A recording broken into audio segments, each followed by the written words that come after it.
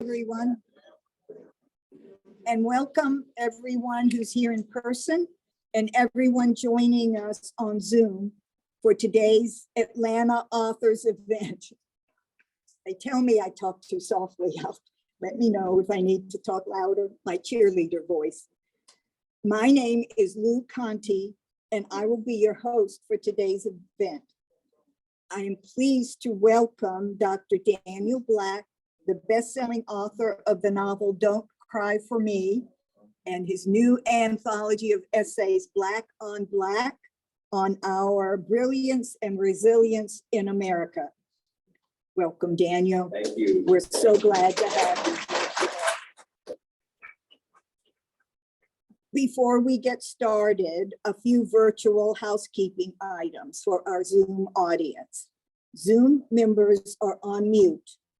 If you have any issues during the presentation or would like to submit a question for Daniel, please use the chat function.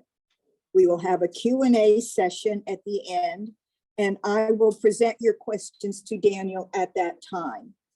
Also, we suggest that you change your screen view on Zoom from gallery view to speaker view so that you can see whoever is speaking rather than all of the audience members.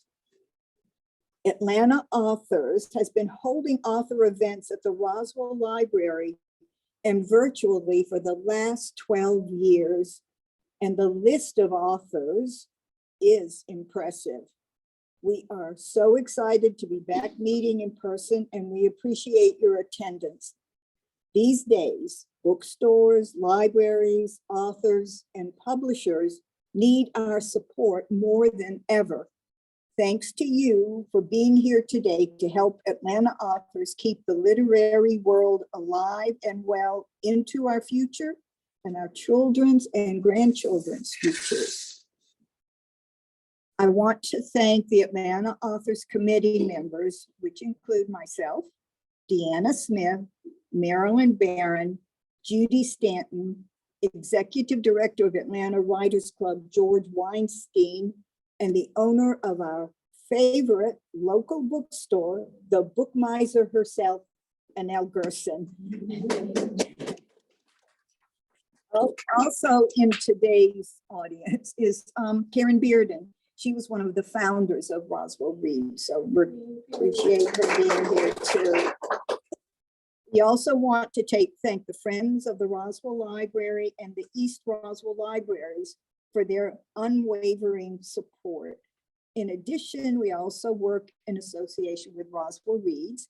That program has been alive and growing for more than 16 years. Atlanta Authors and Roswell Reads are working with the Roswell Cultural Arts Center, where we plan to hold some future events. The city of Roswell partners with Roswell Roots, and this month our community has had an ongoing celebration of Black history, music, theater, art, storytelling, and more.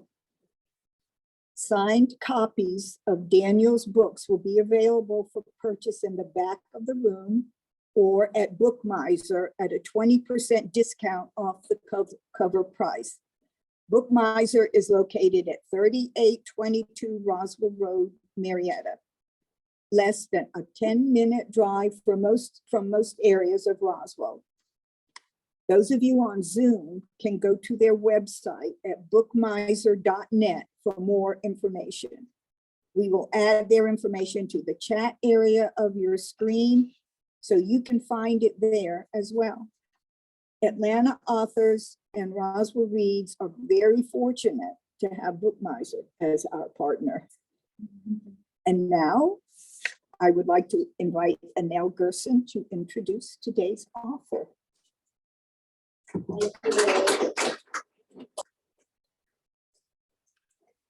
Well, again, welcome. There are a lot of places you could be today, and you are here. So thank you for sharing this incredible day, this incredible opportunity, this wonderful celebration with us. So Dr. Daniel Black is a native of Kansas City, Missouri, but spent most of his childhood years in Blackwell, Arkansas, and most of his adult life here in Atlanta, Georgia. We all know how early years influence the trajectory of the rest of our lives. And so for his path to writing, Dr. Black credits his great-grandmother for inspiring him to author stories that work to transform and uplift humanity. He was granted a full scholarship to Clark College in Atlanta, Georgia, where he majored in, what else? English, and was awarded the Oxford Modern British Studies Scholarship and studied abroad at Oxford University in England. Upon graduation as magna cum laude from Clark College in 1988, he was granted a full graduate fellowship to Temple University in pursuit of a PhD in African American Studies. PhD in hand, he returned to his alma mater university to pay it forward, really, and share his talent and provide an example to young African Americans of the importance of self-knowledge and communal commitment. Dr. Black is a professor of African American Studies in English at CAU and at Morehouse College. Amidst the responsibilities of writing and teaching, in 1993, Dr. Black founded the Ndunga Nzimba Ndugu Nzinga. Thank you. Yes, ma'am. When I have to say it again, I'm just going to point to you. All right? Ndungu. Ndungu means friend or brother and often refers to a group of conscious men who seek to promote integrity and honor in a community. And means entwined like the branches of a tree. This component of the community represents the power, the integrity, and the strength of women. In their 25-year history in Atlanta, my brain can't, it's too old, is proud of the many leaders and scholars that they have nurtured and uplifted to success. So he teaches, he nurtures, and we are here today because he also writes. Dr. Black's literary works are many and include, in 2005, They Tell Me of a Home, 2007, The Sacred Place, 2010, Perfect Peace, 2011, 12 Gates to the City. Are you impressed yet? 2015, The Coming. 2016, Listen to the Lambs. 2022, Don't Cry for Me. And the book we celebrate today, Black on our resilience and brilliance in America. Not only does he write, but his writing is magnificent and has gained a lot of literary attention. In fact, he has been nominated for the Townsend Literary Prize, the Ernest J. Gaines Award, the Pharaoh Grumley Literary Prize, the Lambda Literary Award, the Georgia Author of the Year Prize. And in addition, he was awarded the Writers Award from the Middle Atlantic Writers Association. And Don't Cry for Me was just named Books All Georgians Should Read 2023. Black on Black, just out, a month? Is already hitting some lists too. It's a Zibby's most anticipated book of 2023, a Next Big Idea Club must-read book for January, an Essence Books by Black Authors to Read This Winter pick, an Ebony Entertainment required reading book for January. You get the idea, right? As Greg Carr of Howard University says in the introduction of Black on Black, on our resilience and brilliance in America, what makes Daniel Black unique is his willingness to tell the difficult story. So if you want to see what it means to live up to your great-grandmother's expectations and write stories that work to transform and uplift humanity, here's your next read. Ladies and gentlemen, it's my honor and privilege to present Dr. Daniel Black.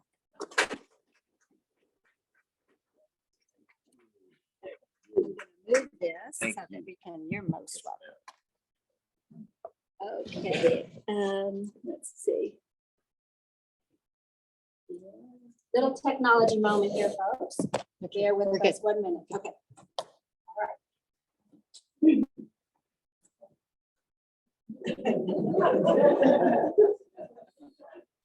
I was told you move around. I do. So No, I'm thinking about it. I'm like, it's up to you.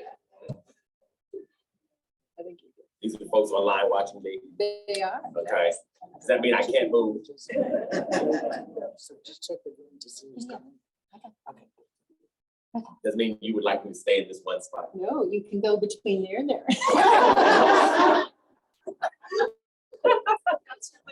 That's my limit. Wow, wow, wow.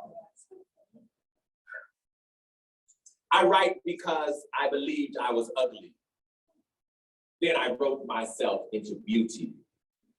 I write because I hated who I was. Then God told me I was divine, and shame had no place in a divine soul. In exchange, I promised God to tell the truth, the naked, glorious truth, that we're all God, made in the image of a perfect, marvelous creator. I promise to tell that God is not concerned with flesh and blood, but with spiritual ecstasy shared between the living and the ought to be living. So with pen and paper, I set about the duty of setting the world free. I write because we rape. I write because we hurt. I write because some pain can't be described. It can only be felt in the marrow of a story or the lyrics of a song. I write for the boy who wanted to be a man but couldn't figure out how, or the girl who dreamed of beauty but was given brilliance instead. I write that they might not give up the fight, that they might know the failure is in others' eyes, not their being. It is in others' judgmental hearts, not their sacred difference. I write that they might live, that their stories might be holy and sacred, read by others, standing at the cliff, weeping, trembling, begging God to change them. And when God says only, hell no. I write to soothe wounds too deep to heal. Day and night I write because precious blood streams from those who can't find God within themselves. In every character, every plot, every description, every image, I seek only to create a world full of gods. Gay gods, ant gods, leopard gods, tree gods, ocean gods, grass gods, elephant gods, but holy gods all, who share powers and kingdoms too secure for laws and limitations. I write that troubled Black youth might happen past a mirror, then dance at what they behold. I write that elders might know their lives were not in vain. I write to tell gay brothers they're straight too. I write to shed light on the power of love and everyone's right to have it. I write to announce that without forgiveness, there is no liberty. Its absence is bondage of the spirit, incarceration of the soul. Forgiveness is the only seed of transformation. It ushers you through the wilderness of chaos and pain, bruises and careless apologies, without the weight of empty promises. Forgiveness teaches you that no one can control your happiness unless you surrender it. This is why I write, to give readers permission to take it back, to tell the world to kiss your ass if it thinks you're going to die, to satisfy other people's outdated, antiquated beliefs, to tell the world no fucking way when it tries to convince you that you ain't supposed to be free. This is why I write, to strengthen the strong and to fortify the weak, to sing praises to those who died for those who wouldn't, to pay homage to those who declared I am Black and beautiful before anyone agreed.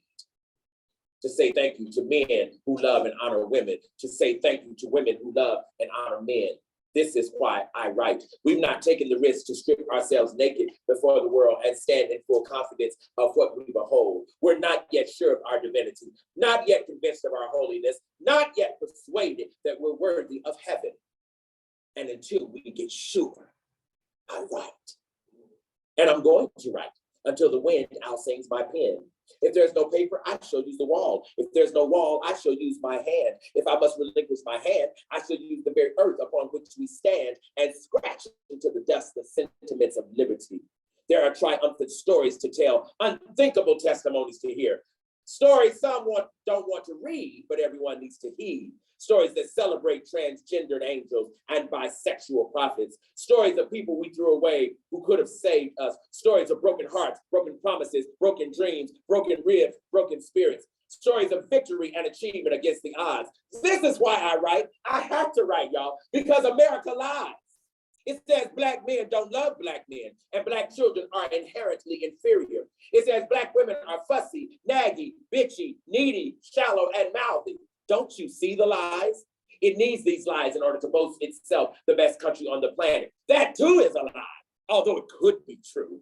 If America ever admitted who built the damn place, well, that, my friend, is too much truth. And until America learns to love the truth, I write.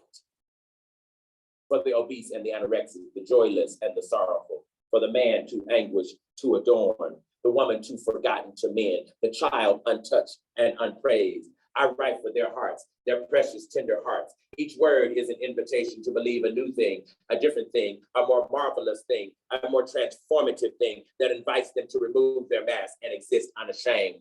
I write because Black people still talk about good hair and boast of minuscule strains of Indian blood in African veins. I write for those who birth children they buried too soon. Those who love so hard, their hearts quiver. Those who want to love, but trauma disallows. Those who work miracles every day, but never get a crown. I write because we're still talking about Jesus as if there's never been another. And worse, we're still praising Jesus for having done what most of us wouldn't do. Yes, I write because the kingdom of heaven is at hand. Indeed, it has come and gone so many, many, many times, yet we keep looking for God while we're looking at God. This is why I write. I write for imprisoned Black souls suffering for crimes they did not commit. Through words, I send them healing, reminders that the state can house their bodies, but not their spirits. I write to reiterate that every great person was once bound for fear of what they knew, what they wouldn't do, what they might sacrifice for the world's freedom. I write because my grandfather couldn't. My father could, but wouldn't. I write because my brothers can, but won't. There are more children coming, y'all, more ideas to birth, y'all. The word is life. It is blood in the imagination. It is food to the starving soul. This is why I write. I write to remind us that every day without love is a day wasted. It is a sunrise dishonored, a breathless, lifeless existence that only the unintelligent can endure. I write for the insecure, the inept, the uncertain, the self-doubting, the woefully timid, the thick, the husky, the thin, the tentative, the spiritually paraplegic, the emotionally palsied.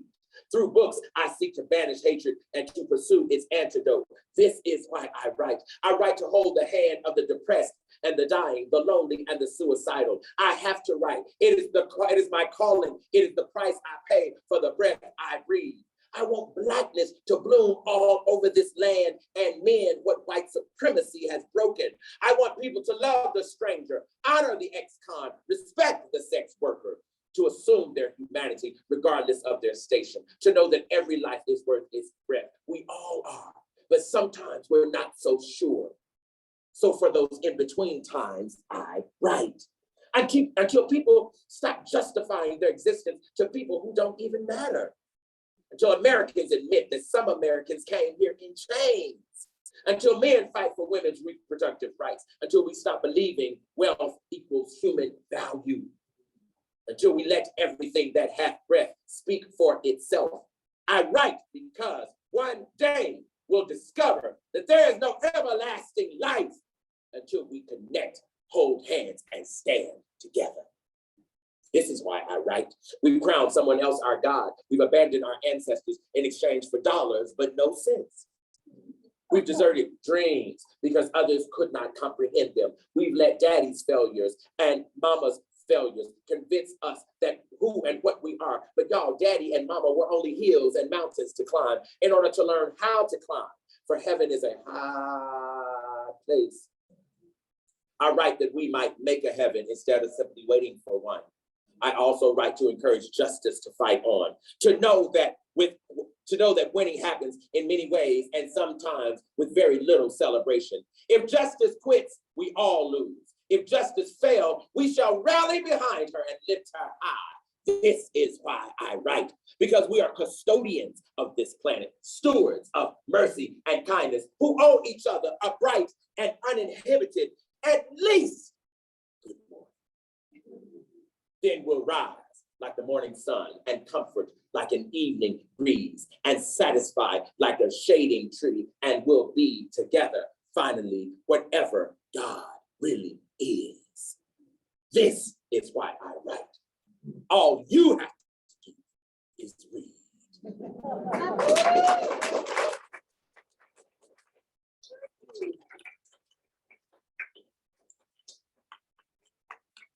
Woo! This is my water. First of all, thank you, Anel, for that amazing introduction. Where'd she go? Oh, she's back there. Thank you tremendously. I was just thinking, what would it cost to take you on the road with me? Go, go. Thank you tremendously. I'm really, really thrilled to be here with you all. I'm really so conscious of this. I'm trying to just remind me, right? Because this feels like an imprisonment of something back here. I'm really thrilled to be here. I'm really excited about this essay collection, Black on Black. It has done amazing work in just 2 or 3 weeks. And I'm really, really, really excited about it. I wrote this essay collection actually first out of obedience. I have a great elder and a father who insisted very strongly that I needed to write essays. Most of you know me as a novelist. You probably read Perfect Peace or The Coming or one of these books. Yes. And he said, listen, why don't you write some essays? I said, well, I'm not an essayist. He said, sure you are. I said, I'm really not. Sure you are. So write some essays. Oh, I don't really want to write essays. Yes, you do. You're going to write these essays. I said, sir, I'm not going to write essays. You're going to write these essays. Oh, wow. Am I going to write? Yes, you are. So he made me write them. Now, right, I'm really mad about it because the book's doing so marvelously, right? But that man is in this room who made me write those essays, right? Right, wave your hand, Pop. We thank you, we thank you, we thank you.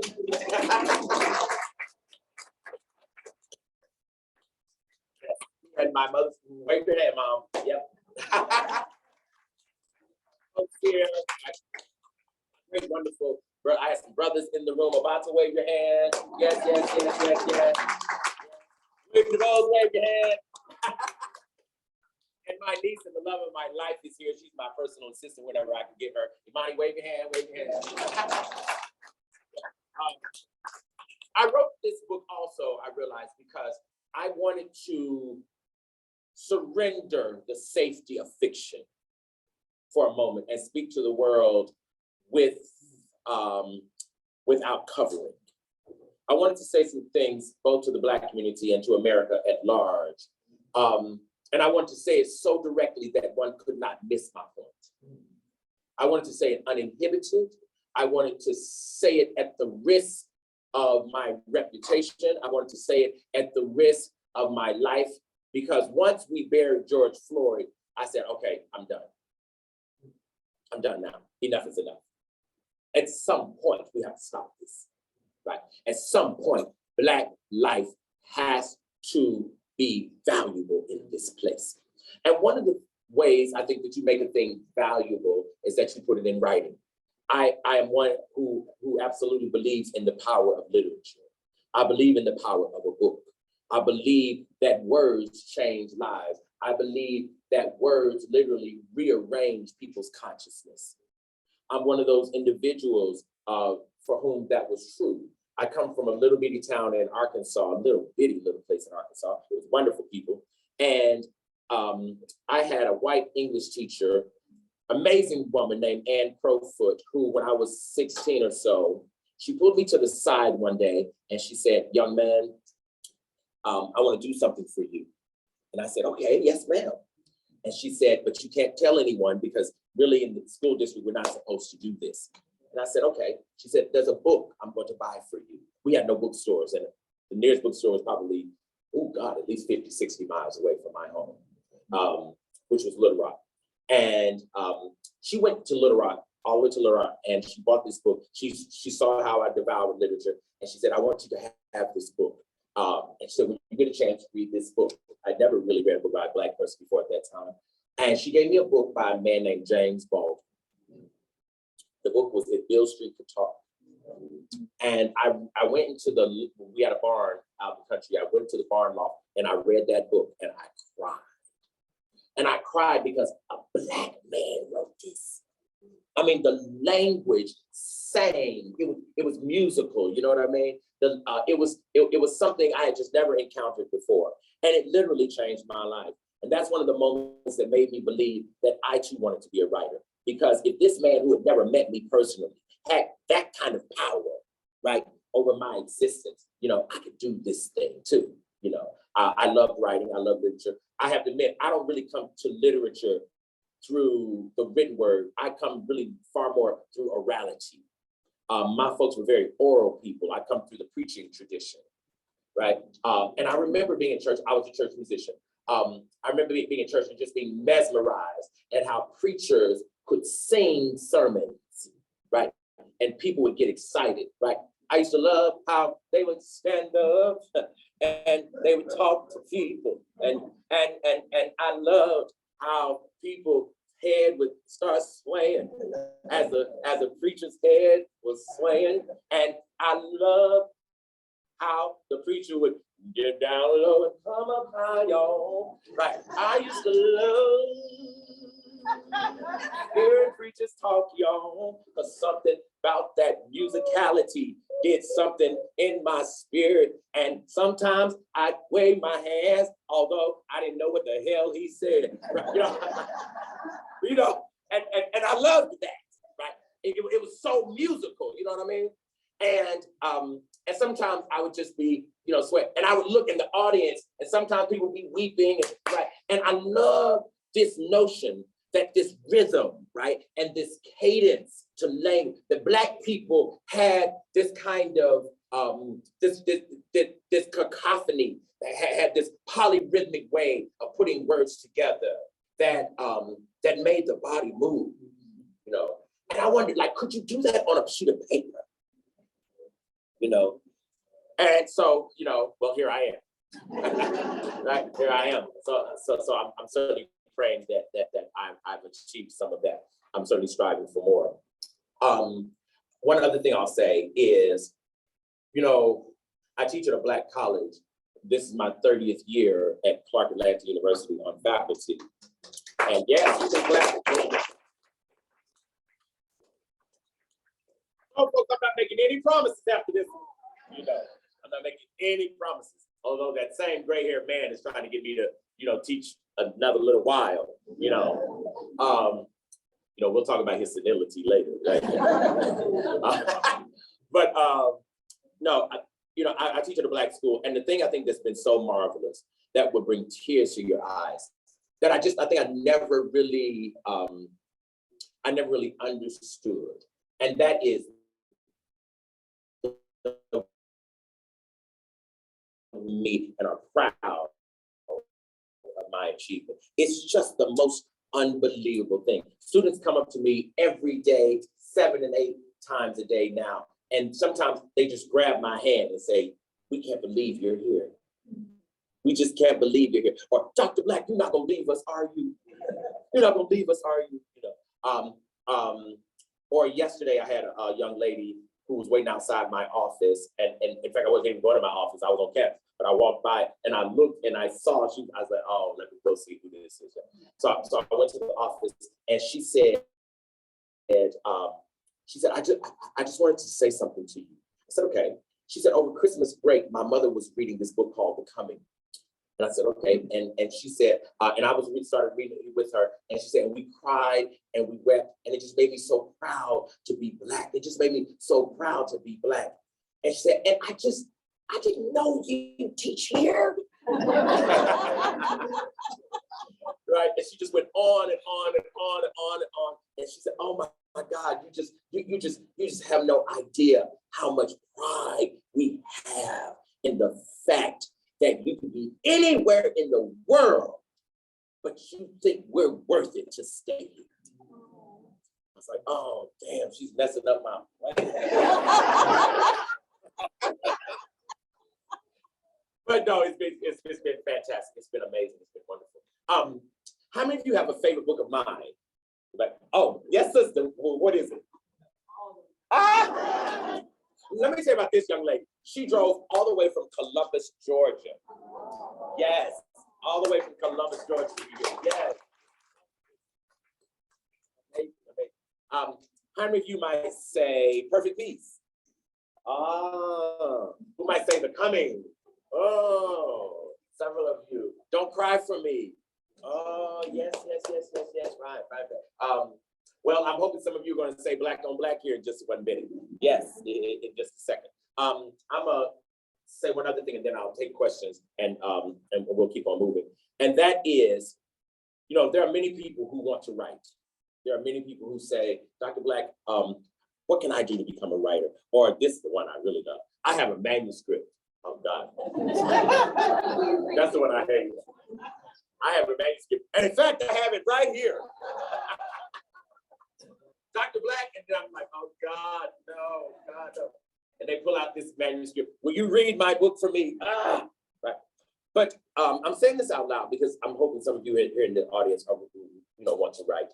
And it is absolutely an unbelievable endeavor. It's a life calling. It's an artistic endeavor that makes you an architect of the human heart. The thing I think I would tell people though, when you're trying to write is, before you conceive a story, learn grammar. Learn the grammar. It's not optional. It's not optional. People will hand me a manuscript and on page 1, I already know. It's not optional. And don't spend all of your money paying an editor. If you're not careful, you'll give away all the proceeds paying an editor to get your own manuscript in shape, right? Absolutely, positively learn grammar. Then you can obfuscate the rules. People try to skip around the rules before knowing them, right? I would beg a person to learn grammar. The second thing is be an awesome reader first. Read hard and read well first, because that's what really trains the mind, right? That's what really trains the mind to feed you sentences that make sense. And when you finish a manuscript, give it to a friend or 2 or 3 to read, and believe what they tell you. Right? This is an error many writers make. Oh, you know, people don't get it. Yes, they do. They do. They're just not as deep as I am. They are. They are. Somebody's as heavy as you.